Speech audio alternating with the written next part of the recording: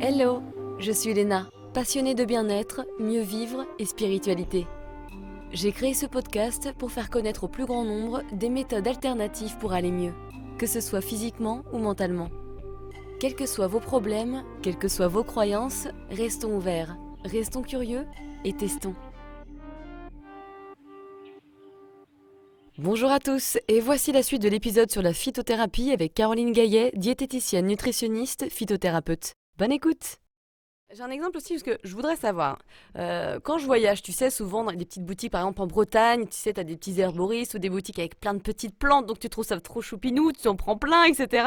Et du coup, tu te retrouves avec plein de tisanes. J'en consomme certaines, mais pas toutes, parce que j'ai mes petites préférées. Moi, j'aime bien le maté, le rooibos. Bon, ça vient de loin, je sais, mais et je pense que je suis pas la seule. C'est-à-dire que de plus en plus de personnes ont des tisanes qu'elles trouvent soit dans les bios sur internet en voyage. Est-ce que le fait de prendre une tisane d'une certaine plante de temps en temps, puis une autre le lendemain, ça peut avoir des conséquences ou au contraire ne servir à rien? Est-ce qu'il y a une manière spécifique pour le faire? Alors, tout dépend pourquoi tu bois la plante.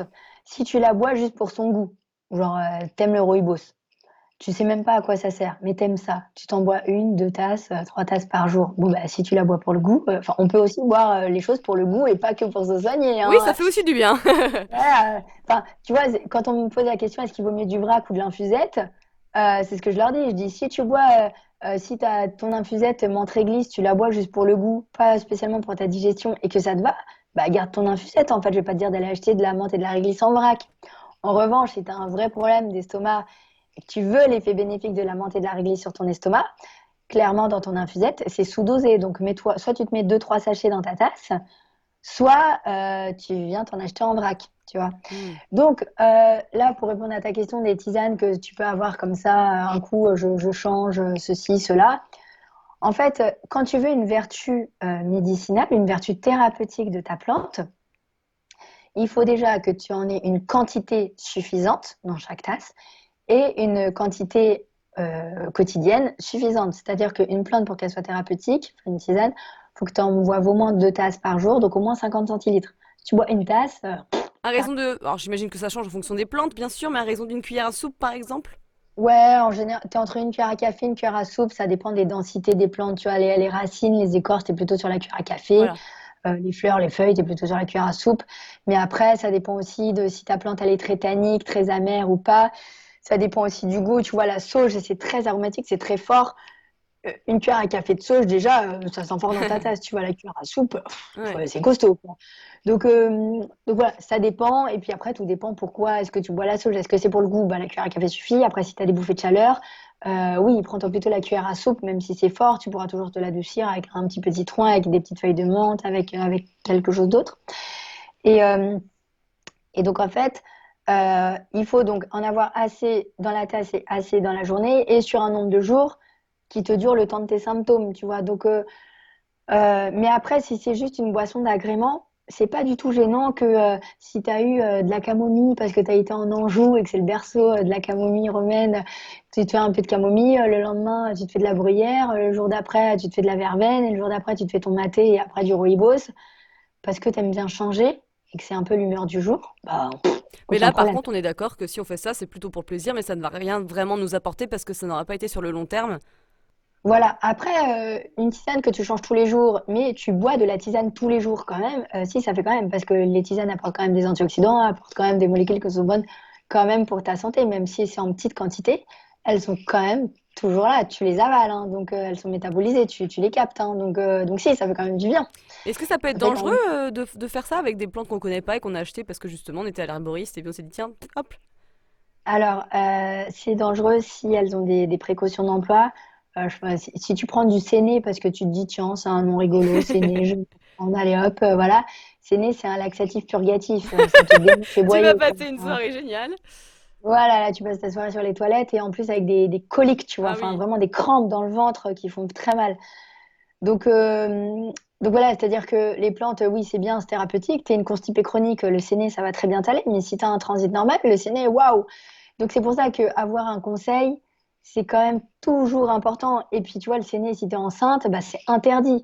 Donc, C'est une raison de plus pour effectivement faire attention à ce qu'on consomme, se responsabiliser si on n'a pas un conseiller comme toi, par exemple, à disposition, et se renseigner d'où ça vient, se renseigner sur les effets secondaires, se renseigner sur les contre-indications, et de faire ça peut-être de manière un peu plus intelligente, c'est-à-dire bah, qu'est-ce que ça peut m'apporter, combien de temps je peux le faire, et voilà, s'organiser un petit peu sur son planning de tisane. oui, c'est ça, c'est-à-dire que tu sais, bah, il y a les 4 saisons, donc en fait, il y a des saisons aussi où tu travailles plus la peau, plus l'immunité, plus le côté circulatoire, plus voilà, donc tu peux aussi changer en fonction de ça. Après, on a tous nos appétences, tu vois, il y a des gens qui adorent la réglisse, d'autres détestent, il y en a qui adorent la cannelle, d'autres détestent, d'autres qui aiment la menthe. Donc après, c'est te faire tes mélanges où, où gustativement, tu vas y prendre du plaisir, parce que moi, je suis quand même partisane de ça, je trouve ça dommage de boire un truc dégueu tout le temps. Mm. Bon, de temps en temps, quand il faut se forcer parce que vraiment, tu n'as pas le choix, oui. Quand j'ai eu mon Covid, je me suis tapé de l'artémisia, c'est dégueu, c'est infect ce truc, mais bon, je l'ai pris, tu vois, parce que voilà, c'était quelques jours. Donc, euh, donc du coup, oui, la notion de conseil est vraiment importante. Il y a aussi le fait qu'aujourd'hui, beaucoup de gens prennent des médicaments, ne serait-ce qu'une pilule contraceptive. Donc, tu as aussi des interactions médicamenteuses qui sont pas neutres. Alors, si tu prends ta camomille un jour sur 4, voilà, bon, elle n'a pas d'effet secondaire, mais quand bien même elle aurait des interactions, bon, tu t'en fous, tu la prends un jour sur 4. Mais après, si tu la prends tous les jours, tout le temps, et à plus de 2 tasses, bon, bah voilà, en fait, c'est ça qu'il faut avoir comme raisonnement, c'est de te dire, est-ce que cette tisane-là, vraiment, je l'adore, j'en prends très souvent et à forte récurrence, et ben, peut-être est-ce que là, avec le traitement que j'ai pour mon hypertension, pour fluidifier mon sang, pour mon cholestérol, pour ceci, cela, est-ce que c'est OK ou pas? Là, je tombe enceinte, est-ce que du coup, mon Rooibos et mon maté que je prenais jusqu'à maintenant, j'ai toujours le droit ou pas? Et puis en plus, quand on est enceinte, on change selon les trimestres. Donc Mm. le premier trimestre, il y a plein de trucs interdits, mais au quatrième mois, tu peux réintroduire des plantes. Donc après, bon, j'ai envie de te dire, c'est aussi pour ça que j'ai écrit des bouquins. C'est-à-dire T'en as qu'aujourd'hui, tout écrit le monde plein n'a en pas, il plus, y a hein, pas de... t'as été Oui, efficace. j'en ai écrit 9. Mais alors, et encore, tu vois, il y a toujours des petits manques. Et pourtant, c'est pas faute de les relire et d'y mettre du cœur et tout ça. Mais aujourd'hui, on n'a pas d'herboristes dans toutes les villes de France.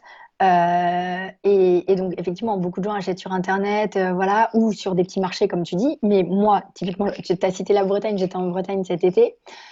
Je suis tombée justement sur la nana qui cueillait dans son champ. Elle avait du sureau, elle avait de la guimauve, elle faisait ses macérats huileux, elle faisait ses savons à froid, tu vois. Donc, typiquement, le genre de truc choupinou, comme tu dis, tu vois, où tu te dis, voilà, tu vas donner ton argent à quelqu'un C'est ça, tu vois, tu vas valoriser un terroir français et tout. Enfin, moi, je exactement. préfère carrément faire ça que. Et, mais cette nana, elle y connaît que dalle sur les vertus de ces plantes, tu vois. Ben voilà, Et je ouais. me dis, c'est quand même ballot. En plus, elle a pas 15 000 plantes, tu vois. Elle doit avoir 6 plantes sur son truc. Je me dis, elle pourrait ouvrir un Bon, bouquin de ouais, mais phyto j'avoue que c'est bizarre quand même. Enfin là, pour le coup, et ils sont pas tous s'enquérir comme des... ça. Non, ils sont pas tous comme ça, mais tu vois, j'étais au Touquet l'autre jour, pareil, un petit gars qui vendait des plantes, il savait pas. Oh là là. Dans le sud, j'étais encore cet été aussi. Enfin, il y a plein de gens qui, voilà, récoltent de l'hélicryse, voilà, et ils te les vendent sur les marchés. Alors déjà, ça, c'est ce que n'aiment pas les grossistes, mais ils font pas toutes les analyses microbio aussi.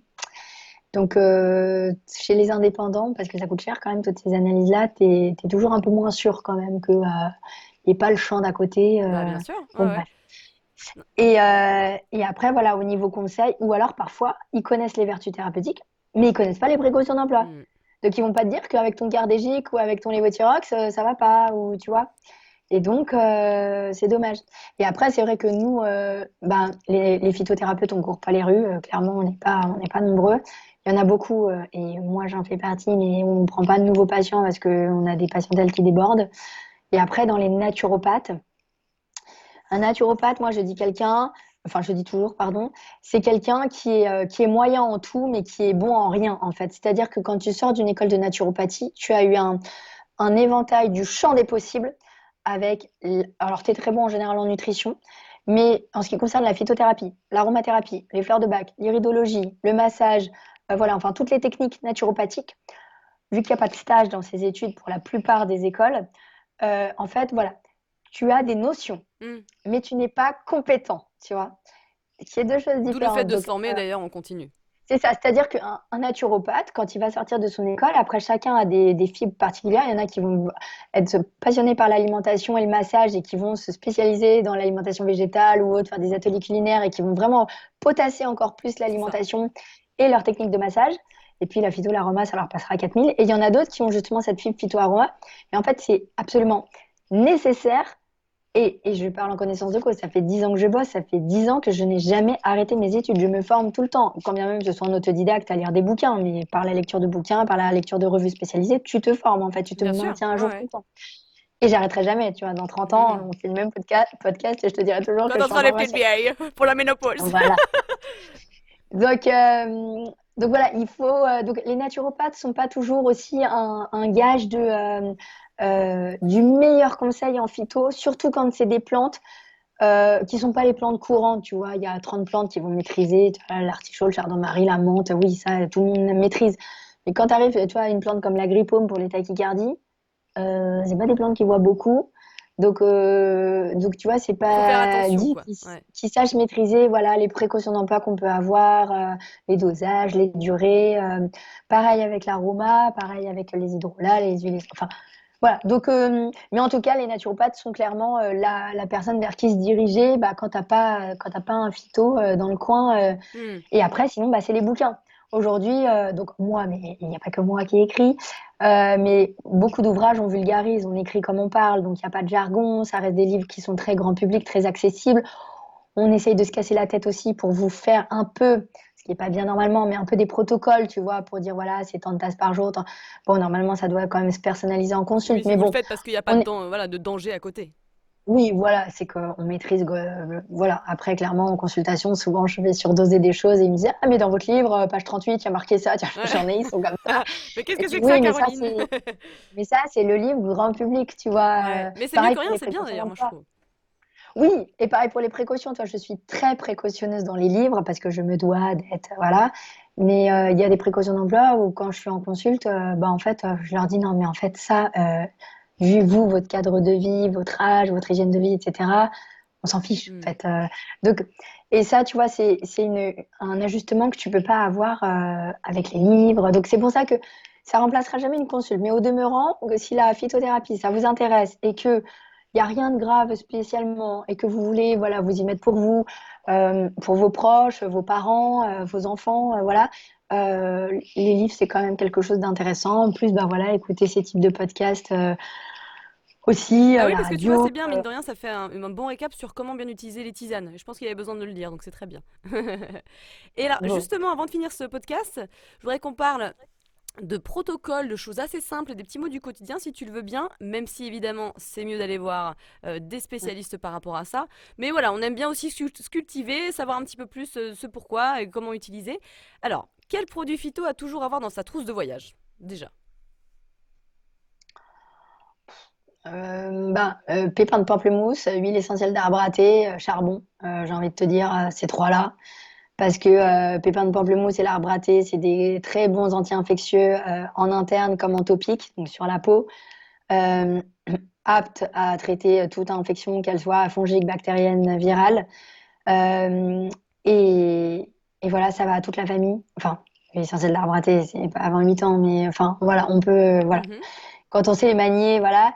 Et le charbon ou argile, hein, mais en cas de gastro, de tourista, t'as bu de l'eau bof, voilà, t'as mangé un truc pas frais, voilà, c'est un peu des stops poisons, quoi. Ça va Ouais. aider sur le transit, ça va aider à capter toutes les toxines qui te génèrent le trouble. Donc c'est un peu le top 3. Bon, tu sais, je suis connue pour mes trios de carreaux, donc j'ai une facilité à raisonner par 3, mais après on pourrait mettre d'autres t'aurais dit l'huile essentielle de lavande, d'autres t'aurais dit de l'argent colloïdal. Et puis après, j'ai envie de dire, ça dépend de la destination où tu vas. Est-ce que tu vas sous les tropiques et là, tu as plutôt à craindre des piqûres de moustiques et tu es plutôt à mettre de l'huile essentielle de citronnelle que d'arbre à thé dans ta trousse, tu vois? Hmm. Ou est-ce que tu vas plutôt te les geler en Islande, voir les fjords? C'est pas Et pareil, quoi. quand t'as une piqûre de moustique, tu mets de l'huile essentielle de lavande dessus ou non, autre chose? Alors, oui, tu peux mettre, mais alors dans les lavandes, tu sais, tu en as Hmm. plusieurs. Tu as la lavande fine, qui est la plus connue, Ouais. qui est utilisée pour calmer le système nerveux, qu'on utilise pour les troubles de l'endormissement, le stress, l'anxiété, qui est aussi une très bonne anti-infectieuse. Mais tu as la lavande aspic, qui est plus forte sur la piqûre et la morsure, qui est considérée vraiment comme un stop poison, un antivenin. C'est-à-dire que même sur une morsure de vives, de méduses dans la mer, ou des serpents, des vipères dans la nature, ou le gros frelon qui te tape la grosse allergie là où ça gonfle Ouais. comme je ne sais quoi, la lavande aspic en fait est beaucoup plus forte. Donc, et ça, t'en mets 2 gouttes pures sur la zone. D'accord. Et franchement, à 2 gouttes pures sur la zone, il n'y a aucun danger, Oui, d'accord? ouais. Vraiment aucun. Euh, et après, bah, tu renouvelles tant Hmm. qu'il y a nécessité à le faire. Super intéressant. Voilà. Donc après, voilà, tout dépend. Et puis tout dépend quel âge que tu as et avec qui tu te balades. Est-ce que tu es en solo, en backpack, en sac à dos, ou est-ce que tu es avec tes 4 gamins, enfin, tu vois, Ouais. et l'âge qu'ils ont. Donc à ajuster. Mais en tout cas, moi, peu importe où je vais, mon arbre à thé, mon pépin de pamplemousse et, euh, Et du et du charbon. charbon. Voilà, parce que à la maison, je suis très argile, je n'utilise jamais de charbon à la maison. Mais l'argile, c'est en poudre et ça se trimballe moins bien qu'une boîte de gélules de charbon. Donc, Et je le, suis et plus. le titri, parce que moi je l'utilise quand j'ai un bouton, et tu l'utilises pour quoi d'autre? Alors, titri, effectivement, c'est le grand copain de la peau. Donc, c'est un anti-infectieux cutané. Donc, tout ce qui est les petits boutons, donc boutons d'acné, hormonal ou non, peu importe, ça va permettre de le sécher. Tu peux le mettre pur dans une plaie. Les deux huiles essentielles qu'on peut mettre pur dans une plaie, hein, c'est l'arbre à thé et la lavande pour justement faire le rôle anti-infectieux, favoriser la cicatrisation et calmer éventuellement la petite douleur, la démangeaison. C'est le grand copain de la gorge. Là, tu vois, pour mon extinction de voix, j'en prends. Donc, c'est Tu avales ou tu le remets sur ta gorge ou... alors les deux, en fait, j'avale, je mets 2 gouttes dans du miel. Alors moi, je mets une goutte de ça et je mets du thym tujanol ou du lemongrass, qui sont aussi des bonnes huiles pour les extinctions de voix. Mais tout ce qui va être trachéite, extinction de voix, laryngite, angine, l'arbre à thé, c'est génial. Donc tu en mets 2 gouttes dans du miel 4 fois par jour, le temps des symptômes. Et tu vas mettre, moi j'ai les ganglions là un peu pris aussi, donc j'en mets aussi 2, 3 gouttes pures sur chaque ganglion. Alors le titri, c'est une huile essentielle qui est très bien tolérée par la peau, qui ne nécessite normalement aucune dilution au préalable. Après, sur une peau sensible, si tu vois qu'au fur et à mesure des applications, ta peau est un peu rouge, un peu plus sèche, bon bah effectivement, tu dilues dans une petite huile végétale C'est du bon au sens préalable. aussi, effectivement, après... ouais. Voilà, c'est du bon Trop sens. intéressant, Mais j'adore ce petit sujet. Génial. Alors, on enchaîne. Selon toi, quelle est là où les plantes à avoir chez soi contre le mal de crâne? On en a parlé un petit peu, hein, mais tu peux nous en reparler. ouais, ben, alors la partenelle en plante, donc soit en gélule ou en tisane, clairement. Partenelle, hein, son surnom, c'est l'herbe à tête. Et, et on raconte, et à juste titre, que quand tu as une migraine et que tu te balades dans la nature dans un champ de partenelle, tu as les parthénolides là, Poup, poup, qui poup, qui se embaument, balade dans l'air. et en fait, ça te coupe ton mal de tête, quoi, Ah, c'est de génial. rester Donc, dans un plutôt que champ. prendre un doliprane ou de l'aspirine, on peut éventuellement se diriger vers ça. Ouais, bah moi, tu vois, j'ai des patients qui étaient sous triptan, donc les triptans, c'est les plus gros antimigraineux, qui ont réussi à se sevrer de triptan grâce à la Ah, partenelle. c'est génial. Donc en fait, mais il faut la prendre vraiment au long cours tout le temps, genre 2 gélules tous les jours. Et puis quand tu es en crise, tu peux aller jusqu'à 8 par jour, tu vois, de le matin, de le midi, de l'après-midi, de le Et là, soir. c'est Quoi. gélule, il n'y a pas de tisane ou quoi que ce soit. Et sinon, après, tu as la tisane. Donc la tisane, tu peux te prendre une tasse tous les jours, voilà, avec une cuillère à soupe par tasse. Quand tu tapes la migraine, tu fais 6 cuillères à soupe pour 1 litre et tu bois ton litre dans la journée. Trop Mais intéressant. tu surdoses, tu as 6 cuillères à soupe par litre. Hein. Ouais, ouais, on y va. Non, je pense à mon chéri qui a Voilà. souvent mal au crâne, mais je pense que c'est de la fatigue parce qu'il bosse trop. Donc, moi, La première cause de mal de tête, c'est la déshydratation. Il faut boire de l'eau, en fait. Premier truc, et les gens ne boivent pas assez, donc voilà. Après, tu as les maux de tête par contrariété, stress, voilà. Et après, tu as les maux de tête hépatiques, donc les maux de tête liés aux règles, liés à la digestion. Et puis après, bah, tu as les vrais migraineux, hmm. voilà. Mais nous, peu importe que ce soit céphalée ou migraine, on traite avec la partenelle en prévention, seule. Et après, en curatif, partenelle, déjà, c'est très bien, mais elle se renforce très bien avec l'écorce de saule. Donc, en tisane, si tu peux faire 3 cuillères à soupe de saule et 3 cuillères à soupe de partenelle dans ton litre, c'est vraiment très bien. Tu as aussi les gouttes de bourgeon de cassis. Donc, donc ça, j'en ai pas parlé, mais dans la phyto, tu as une branche à part qui s'appelle la gémothérapie, quand on utilise les plantes quand elles sont tout bébés, en bourgeon, en jeune pousse ou en radicelle. Et c'est un peu comme chez nous avec les cellules souches. En fait, elles ont un potentiel thérapeutique qui est bien plus grand que la feuille de cassis adulte, par exemple. Hmm. Et bien là, le bourgeon de cassis, c'est une cortisone naturelle qu'il n'a plus du tout quand il est feuille adulte. Et donc, en fait, c'est un très bon anti-inflammatoire et qui marche très bien sur les maux de tête. Donc, on prend 10 petites gouttes sous la langue, direct, et on le fait toutes les heures jusqu'à ce qu'on soit soulagé. Intéressant. Donc, ça aussi à acheter dans sa petite armoire à pharmacie. Ouais, et pour finir, pour raisonner un trio, l'huile essentielle de menthe poivrée. La menthe poivrée, tu sais que rien que par l'olfaction, Hmm. rien que de le sentir, yeux fermés, ça peut aider à faire passer un mal de tête léger. D'accord. Hmm. Après, quand tu as le mal de tête qui est là, tu viens t'en mettre 2 gouttes sur les doigts. Donc, tu te les écrases l'un contre l'autre pour écraser la goutte, hein, pour pas qu'elle dégouline après dans les yeux. C'est clair. Et tu viens te masser les tempes. Alors, toujours tempes, cheveux, pas tempes, Ouais. visage, pour pas être trop près De l'œil. des yeux. Ouais. À savoir si ça vous arrive d'avoir une goutte d'huile essentielle dans l'œil, donc ça brûle, hein, c'est horrible. Vous courez dans votre cuisine, vous prenez votre huile d'olive et vous épongez l'œil à l'huile. Ah D'accord? Ne ouais. mettez pas d'eau ou de sérum phi.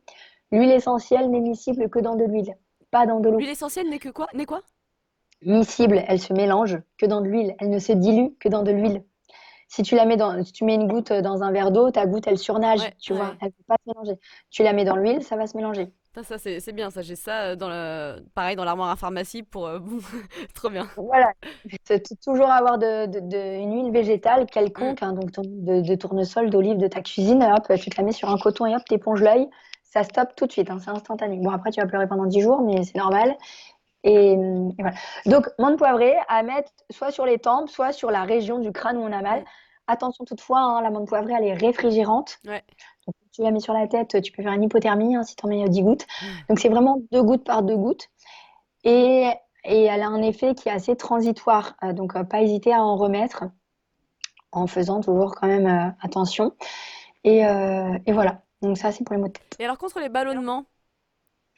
Balanement, il faut des plantes anisées. Donc, dans les tisanes, c'est surtout la graine de fenouil, l'anis, le carvi, le cumin, la coriandre, Ouais. principalement celle-ci. Donc, une plante carminative, en fait, c'est une plante qui empêche la formation des gaz et qui facilite leur expulsion quand il y en a. En gros, ça aide à péter, quoi. Voilà, Bon, voilà. c'est dit. Mais c'est ça, c'est que les ballonnements, en fait, peuvent être douloureux parce que ça distend le ventre et c'est vraiment assez inconfortable. Et tu as des gens qui n'arrivent pas, justement, à péter. Et justement, les gaz sont soulagés quand ils sont expulsés. Donc, les plantes carminatives, là, tout ce que je viens de te citer, tout ce qui est anisé, en fait, font cause et conséquence. Elles agissent sur la formation en tant que telle du gaz parce qu'elles vont éviter les fermentations. Et en même temps, quand il y en a, bon, bah, ça aide à les expulser. Et c'est très bien de les associer avec des plantes qu'on dit assez joliment, non, c'est très moche, des plantes antiputrides. Donc, c'est des plantes qui vont limiter la putréfaction. Ouais. Et souvent, en fait, dans le ballonnement, c'est ça, c'est à la fois tu as du gaz, mais aussi parfois tu as de la putréfaction. Donc, en fait, les plantes putréfaction, il y en a beaucoup qui constituent les herbes de Provence, c'est le thym, la sauge, la sarriette, l'origan, le girofle. Hmm. Voilà, tout ça, donc si tu fais un mix de thym et fenouil, par exemple, ou sarriette cumin, bah, tu as à la fois le côté antifermentaire, antiputride de cette plante-là, et puis le côté anti-gaz, Ouais, et puis anti-ballonnement de ta plante ce anisée. qui est bien, c'est qu'en plus, ça, t'en trouves vite des mélanges tout faits. C'est assez connu Oui, pour bah, le coup. j'ai envie de te dire que même si tu as chez toi en tube séché un tube d'herbe de Provence, tu te le dévisses, tu t'en mets une cuillère à soupe, bon, tu te vides la moitié de ton pot, mais on s'en fout, et tu te fais une infusion avec ça, À et défaut, si t'as déjà, une ça. réunion après et que... Et après, sinon, mon charbon, dont je parlais tout à l'heure en gélule, le Ouais. charbon, c'est un super adsorbeur, hein. Il capte les gaz et les toxines, donc ça peut être bien. Donc, quand c'est en gélule, c'est au moins par 3 gélules, hein. Une ou deux, ça fait rien. Donc, c'est 3 gélules, hein, d'un coup. Et puis, si ça passe pas dans la demi-heure, 3 quarts d'heure, tu en reprends 3 dans les 3 quarts d'heure qui suivent. Hmm. Et là, normalement, c'est bon. Et en huile essentielle, the huile essentielle des ballonnements, c'est la cardamome. La cardamome, son surnom, c'est le vent digestif. Tu vois. Chaque fois qu'il y a du vent là, que ça ballonne, cardamome, c'est génial, c'est hyper bon en plus. C'est une petite goutte alors, soit dans une boulette de mie de pain, soit sur un petit carré de sucre, soit sur un petit peu de miel, soit en comprimé neutre, soit sur une cuillère d'huile, d'accord? Jamais pur en bouche et jamais dans de l'eau, Ouais. d'accord? Euh, Et sur le ventre, mais non? Ça marche pas? non, sur le ventre, t'es plutôt sur le basilic Ouais. tropical, mais dilué. Hmm. Après, le basilic tropical marche quand même sur les ballonnements. La menthe poivrée marche aussi sur les ballonnements. Faut pas faire d'hypertension avec Hmm. la menthe poivrée. Voilà, ça peut en être d'autres. Mais la top du top, c'est la Ah, cardamome. ça c'est bon à savoir. Et alors contre le rhume, parce que là on arrive dans la saison, hein. Enfin on est dans la saison à l'heure où le podcast est publié. Et ben, rhume en huile essentielle, c'est vraiment Ravinsara, qui est vraiment une très bonne antivirale. C'est la plus forte des antivirales et beaucoup de pathologies hivernales sont virales. Pareil à avaler ça pour le coup?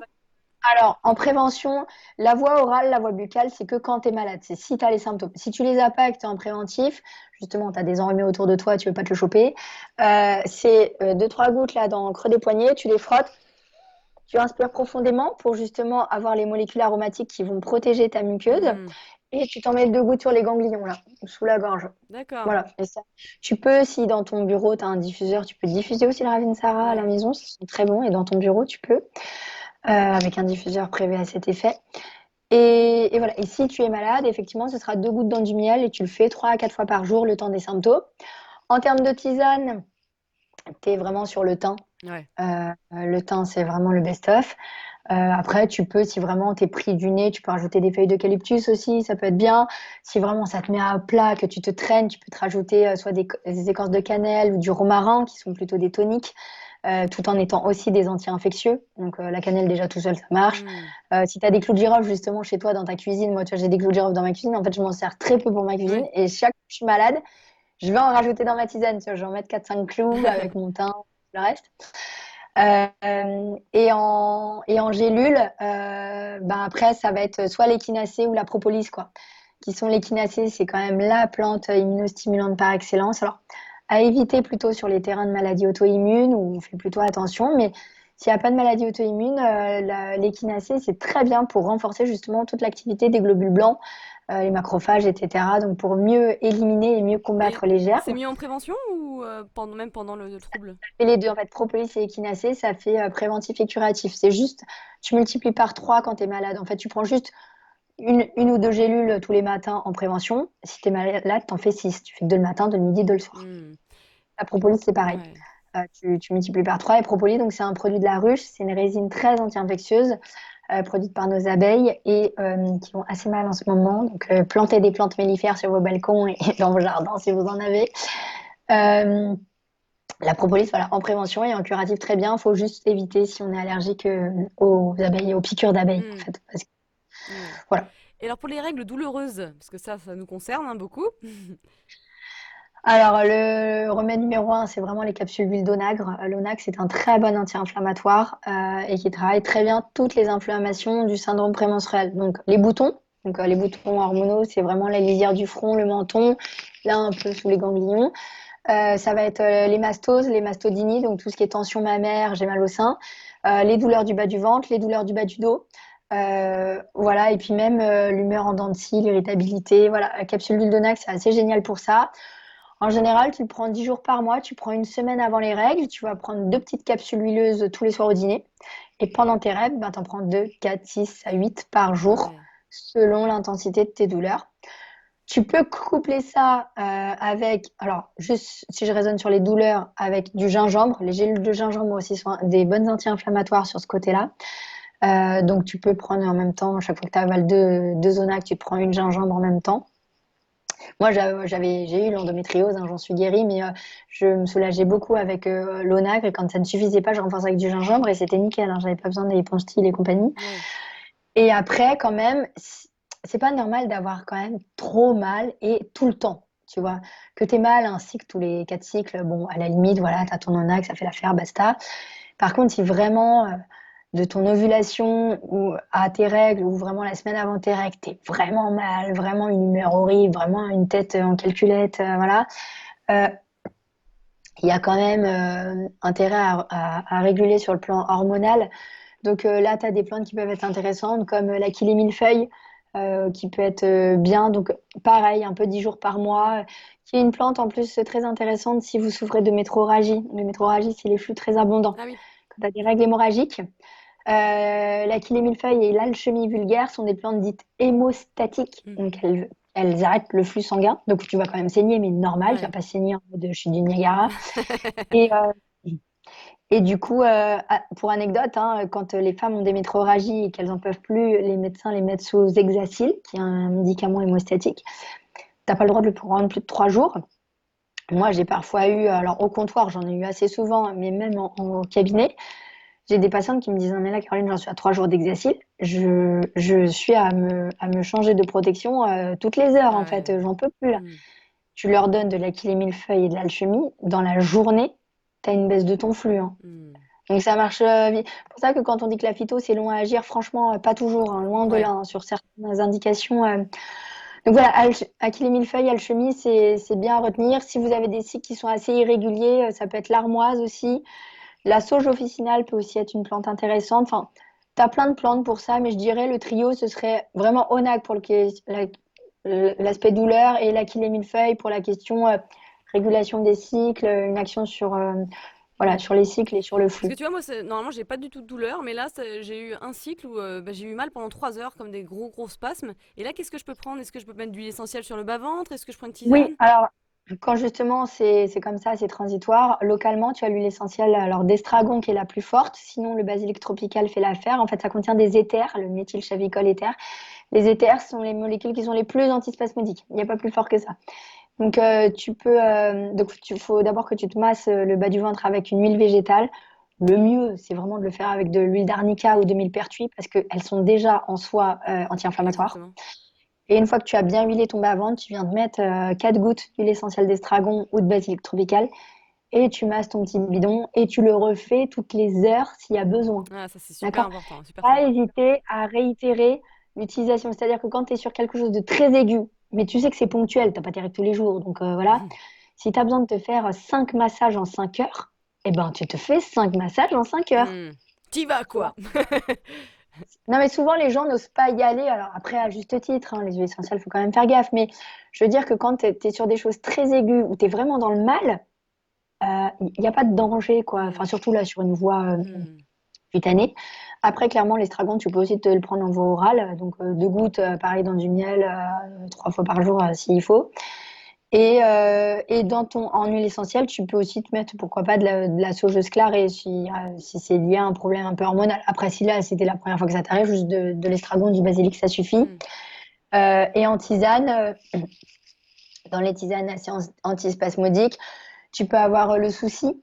Le souci, c'est le calendula, tu sais, c'est cette jolie fleur jaune assez solaire. Souci, c'est une plante emménagogue en fait. Elle facilite l'écoulement du flux sanguin et du coup, elle a un côté hépatique Mm. aussi et un côté un peu antispasmodique. Et c'est pas mal de le coupler. Alors, bah, ton tulsi il peut aussi être intéressant.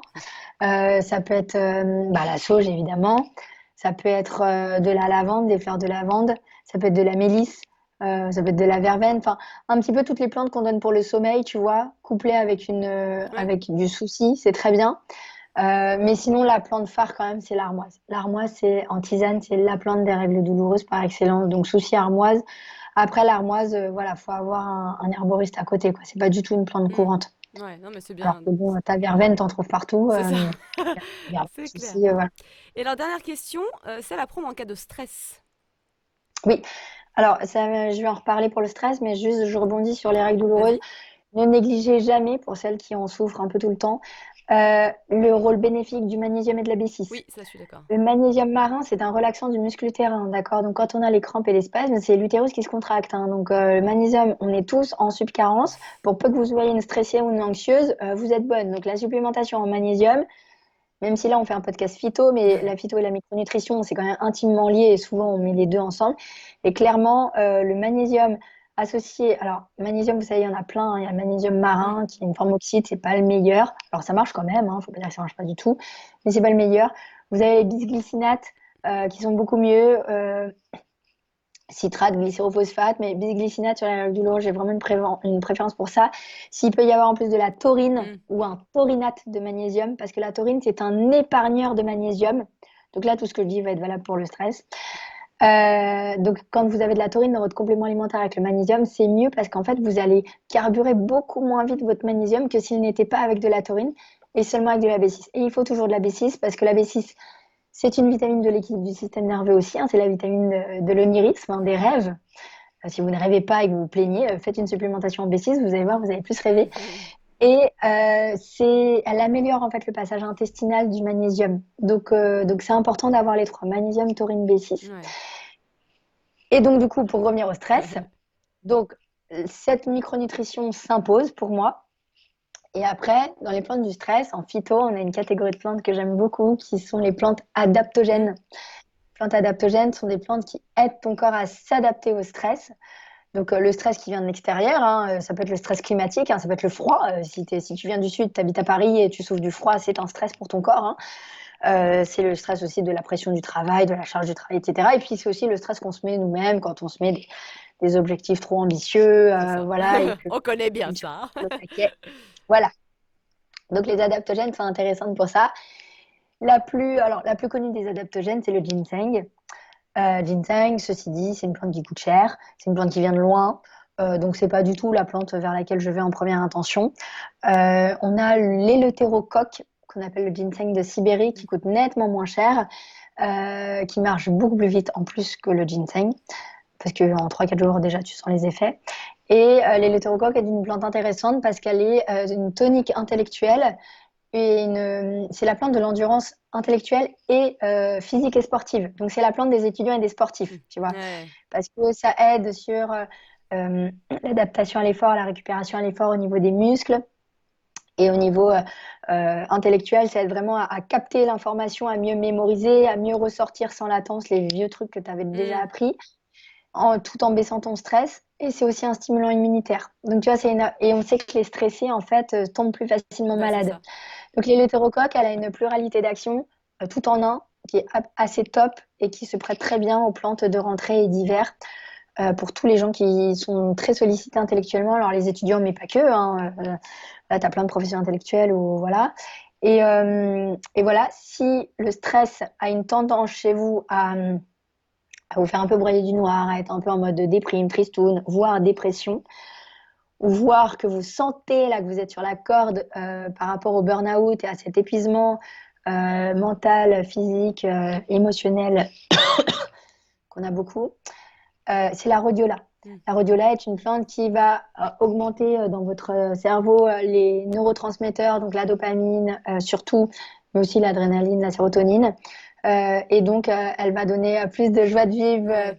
de bonne humeur, donc voilà, un peu plus la patate au niveau du moral, être plus solaire que d'être tristoun.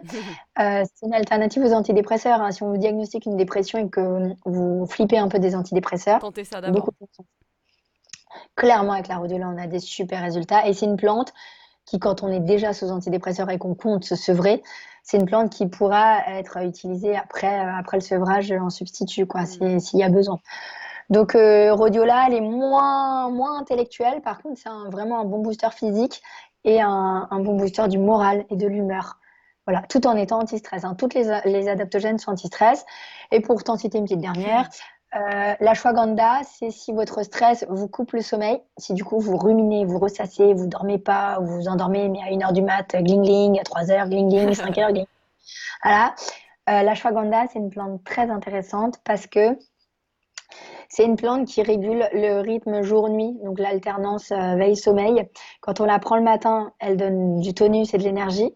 Quand on la prend le soir, elle est sédative, elle aide à mieux s'endormir et à mieux récupérer la C'est nuit. ce que je prends le soir en ce Donc là, moment, justement, avant de dormir. ça Je ne vient. vois pas du tout pourquoi je suis stressée, mais.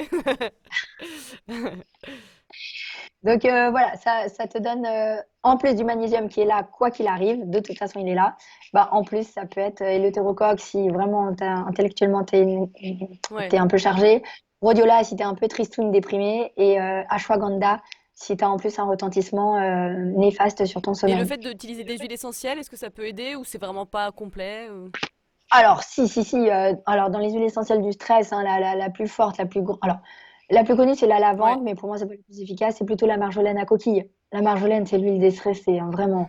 Parce Je vais que me la l'acheter tout de marjolaine. suite.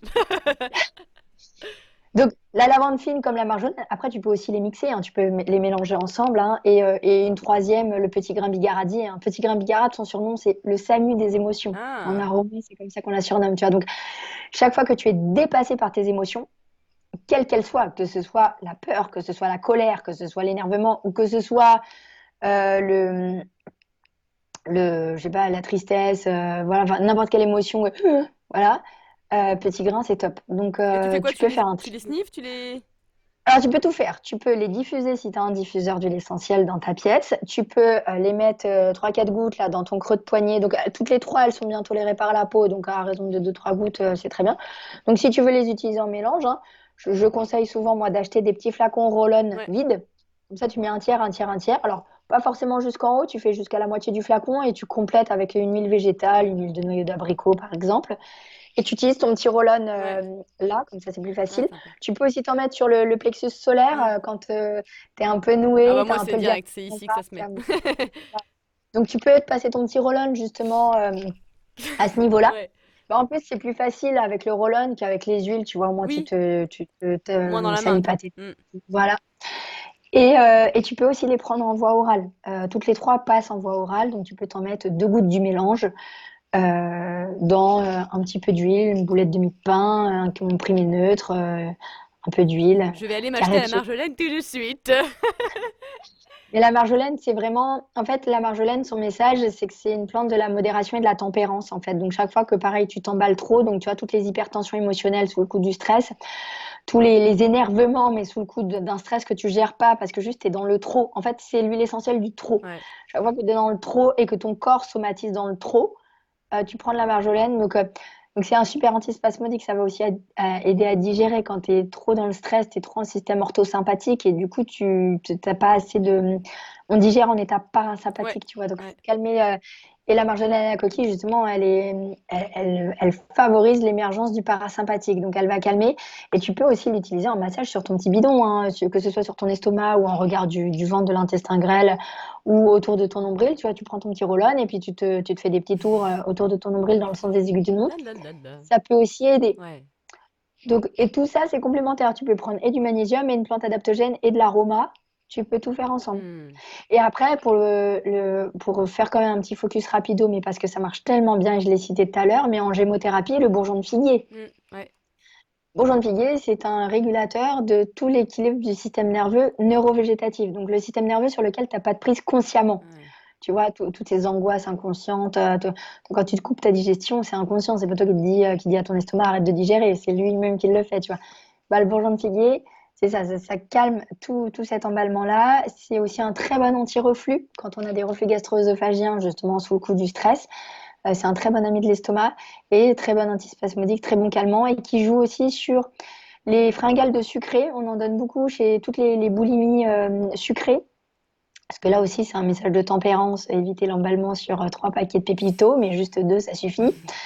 Euh, et, euh, et puis, ça va aider aussi sur l'endormissement, parce que sans être sédatif, c'est pour ça qu'on peut le prendre la journée, mais il est calmant. Donc, quand tu as de la rumination mentale, tu cogites, tu rumines, etc., le bourgeon de figuier peut aider à un certain apaisement pour s'endormir plus facilement. Ah super.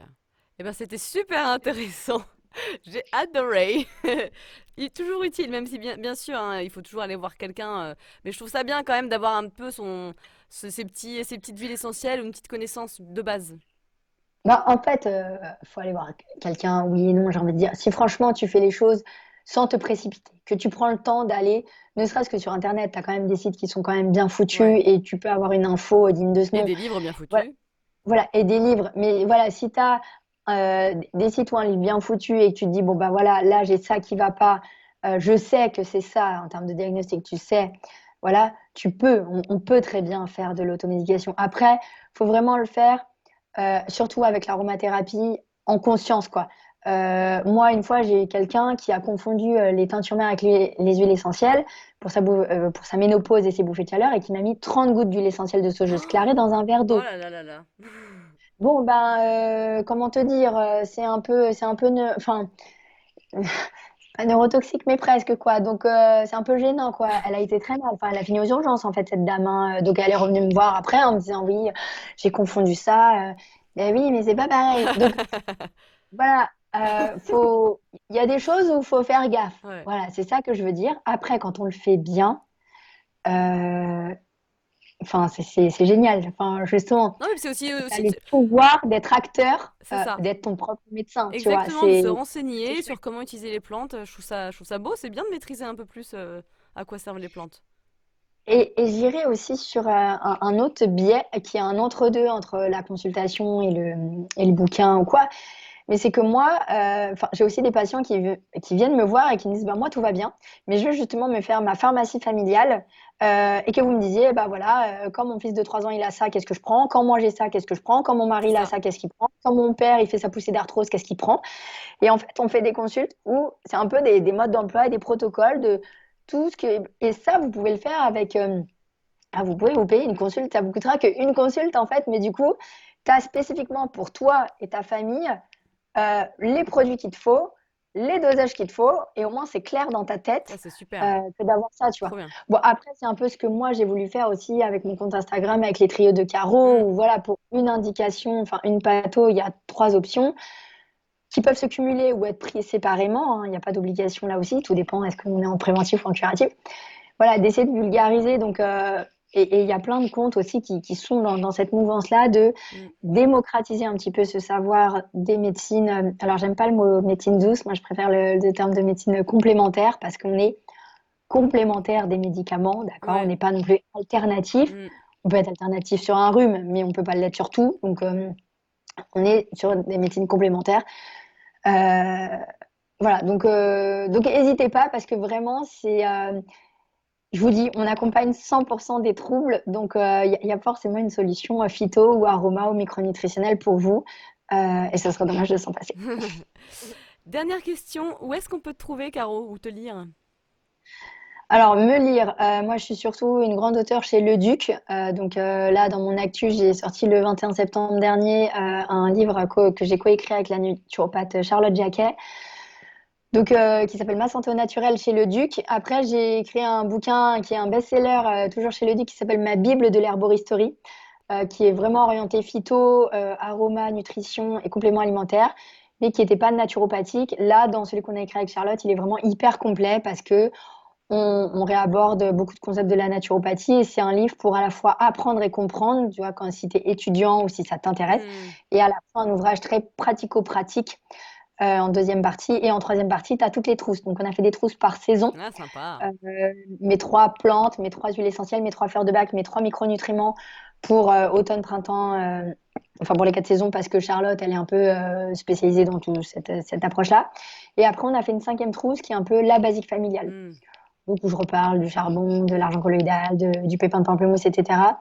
Donc voilà, après j'ai écrit d'autres livres, des plus petits, plus dans des niches, mais qui sont aussi tous très bien. Euh, Toujours chez Le Duc, et j'en ai écrit un peu témoignage et un peu engagé, que j'aime beaucoup, mais qui se vend pas bien, enfin qui est mal mis en avant, je trouve, et qui est chez Duno, et qui s'appelle Les secrets de mon herboriste et qui est un livre voilà, qu'on a écrit avec Michel Picard de l'herboristerie du Palais Royal, où on raconte un peu nos parcours, où on raconte un peu notre combat aussi pour que de nouveau le certificat d'herboriste puisse revoir le jour Mm. un jour. Ouais.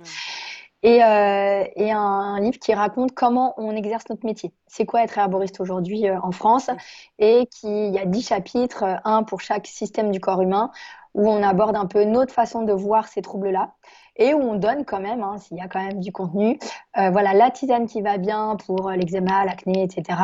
Et après, donc ça, c'est la tisane de Michel Pierre. Et après, il y a l'avis de Caroline. Et moi, je complète sur la partie micronutrition, Ah, aroma ou sympa. autre. Ouais. Et à la fin, un chapitre sur le cancer et sur la prévention. Donc, comment justement on vient en médecine intégrative soutenir Mm. quelqu'un qui a un cancer ou faire de la prévention. Donc, voilà pour les bouquins. Après, sur les réseaux sociaux, alors je suis surtout sur Instagram. Mon Instagram me rebalance tout sur mon Facebook, mais je ne vais jamais sur Facebook. Donc, si vous m'écrivez des messages, je ne réponds jamais. Mm. Sur Insta, j'essaye de répondre, mais on est de plus en plus nombreux. J'ai un peu de mal parce que je travaille quand même beaucoup. Et, et après, je suis aussi sur Nutri Radio, donc qui est une web radio. J'ai mon émission à moi qui s'appelle Comment ça va, Caro, qui est une libre antenne en fait où je réponds à des problématiques. Donc là, vous pouvez aller direct sur Nutri Radio. Vous laissez, il y a un endroit où vous laissez Ta question? son petit vocal. Vous mettez un vocal de 30 secondes et du coup, je réponds à la question. Et bientôt à la télé, mais je dis pas parce que j'ai pas le droit de le dire officiellement, mais vous me reverrez sur les ondes bientôt, parce qu'avant j'étais sur la quotidienne. Et voilà, après au cabinet, honnêtement, j'ai plus de 5 mois de délai d'attente au cabinet, enfin je déborde, donc officiellement je prends pas de nouveaux patients. Après, je redirige et je peux, si c'est une consulte one shot comme ça, qui a pas trop de suivi, je peux faire une exception, mais Mm. voilà. Et, euh, et voilà. En gros, après, je donne des ateliers aussi à Paris, mais bon, là, j'ai un petit problème de salle, donc j'ai pas de nouvelles dates. Mais bref, c'est surtout sur Instagram que je suis plus active, donc vous avez toute mon actu sur Insta, donc voilà. Et bientôt, j'aurai un site internet, normalement, dans 2 semaines, j'ai un site. Eh bien, merci, Caro. Avec grand plaisir, Léna, merci pour ton invitation.